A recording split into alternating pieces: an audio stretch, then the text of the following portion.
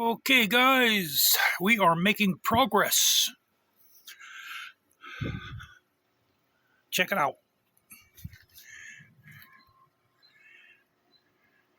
That's pinned in place.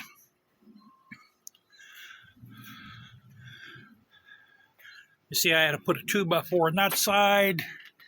I put one on the top, and I put actually 4 more. Or no, wait a minute, 2 more. Now this side, we still got to put a board. Got to get some white pine for this, for the front. All the wires are going to move them.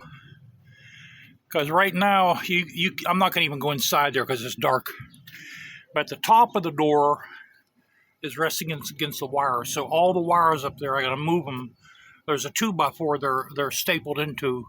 I can move them on top of the 2x4, thank God. But this used to be I think it's a 16-foot wide garage door, and it broke. That's why I originally took it off. So once we get done, this will be a nice little garage for my bike. Then this ramp here, that's actually a ramp I made for the lawnmower. We're going to cut that. We're going to cut about 5 feet of it off. And we're going to just make that a stone wall, throw some grass over, some dirt over it. Maybe make some steps going up the side. That's what we're going to do with that. And I'm going to need a small dumpster, guys. I got so much crap.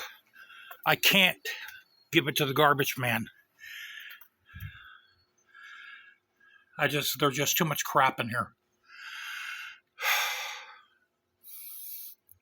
It still leaks too through the patio.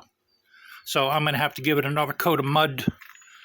Doesn't leak as bad, but it still leaks. So, okay. So we got that pinned in place. Now we got to put our tracks on.